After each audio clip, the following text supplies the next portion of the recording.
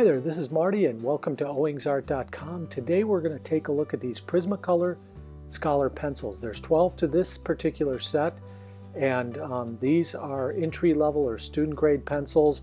They are made in Mexico. The colors in the package are white, lemon yellow, flesh, orange, permanent green, dark green, black, Copenhagen blue, dark brown, crimson lake, violet, and permanent blue like it says here. Also today we're going to test the color, layering, blending. We'll test the erasability. I'll do a drawing demonstration, and then if you stay for the end, there's a summary and I'll give you a ranking on these student grade pencils by Prismacolor. So right here I'm just going to try to lay down some of the colors and get a sense and feel for the pencil and how well the colors go down. And just right off the bat, these, you can tell they're student grade pencils just because maybe there's a slight lack in vibrancy when it comes to colors if you're used to using a higher end pencil. But you're going to notice that if you compare them to other student grade pencils, they're actually not too bad, which surprises me about Prismacolor, because in the past, you know, I've complained about Prismacolor's quality. Since they're purchased by Rubbermaid, it's sort of gone downhill, but these pencils in terms of color were a bit surprising to me. One thing you're going to notice, it's got a thicker lead. The barrel or casing is made of from sustainable forestry, so that's a good sign. They're non-toxic, so kids can use them, and they're excellent for students or people starting out, or even kids. Here I'm going to do a little layering. So here you can see I'm putting 1, 2, and then we'll do it again here. 1, 2, 3 layers, and I'll do this all the way till I get to 7 layers. So what I'm trying to get a feel for here is, as I do these layers, am I getting any, you know, blooming from waxiness or waxy blooming, I guess you could call it, from the pencil? And I didn't experience that at all with these. So really cheap pencils, you'll get that. Here I'm going to try the eraser test, and as I go across the color blocks here, you can see it erases the light colors really well. The dark colors it struggles with a little bit, but that's to be expected. The darker the color, the more difficult it is to erase. But overall erasability on these was good, fine, and probably about what I expected. So this is a Derwent blender, and what I'm going to do here is go in and blend some of the color, and you can see here the lighter colors, it's a little bit hard to see because they don't blend as well. For the darker colors, it's more noticeable and pronounced, and you can see them.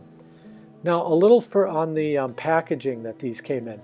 So they come in this like fold away package stand that converts from a pencil holder to a stand, and you leave the pencils in and you push it together. But I think Prismacolor kind of cheaped out on the packaging. They tried probably to come up with an innovative, inexpensive way to package these that could also be used as a stand. But it really doesn't serve either purpose. And a couple of times, just with a light knock against the packaging, all the pencils fell out on me. Staedtler does a similar thing with their pencil packaging, only they have it down and it's a lot more sturdy and it works better. So that's one thing I'll say. Here you can see I blend blue and yellow to get green, and they blend nicely. You can create other colors with a combination of primary colors here, which is good. The other thing I want to commend Prismacolor for right away is they print the color name right on the pencil. You're not going to have to go to a website, look for a color chart, and try to figure out some kind of a complex number code for their colors. They print it right on the pencil, which is very convenient and great. The pencil is also the color. The color of the pencil is the color in the lead, but if you're colorblind or you struggle seeing color, it's always great to have the name on there. The other thing I'll mention is these come in sets ranging from 12 to 60.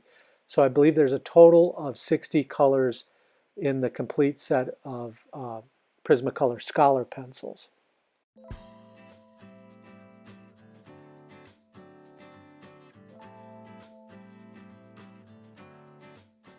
So here it's time to start the drawing demonstration. I start always with the light pencil outline. This is a TK 9400 Faber-Castell lead holder with an HB lead in it, and then I'll walk you through a little bit of this here as I go through and draw this interesting guy I saw at the cafe the other day.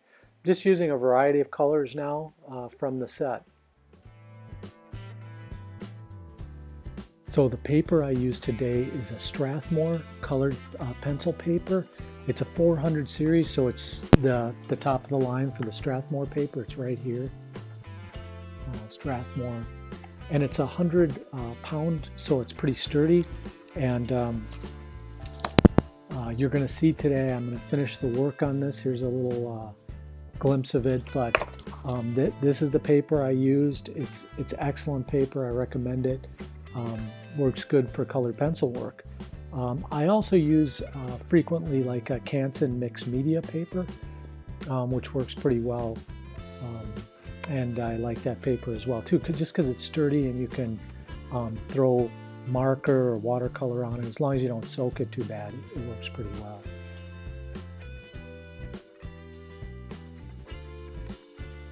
So in this part here, I'm just going to add a little bit more detail around the outline and some of the edges of the drawing, and then some of the detail inside the face here of this guy. He was pretty interesting to draw. I had fun. This is a guy who was at a coffee shop, and I happened to see him and did a rough sketch, then took a picture, and later on used that for reference. But in a second here, yeah, I'm going to start drawing some spheres.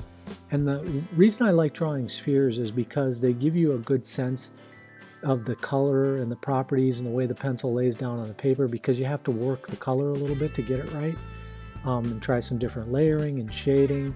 And then I want to go ahead and add some background color in, and then having those in a variety of colors, both in the sphere and in the background color, helps give you a really good sense for how well that the combination of colors and the pencil will work in your art. It helps me, and so that's why I do it.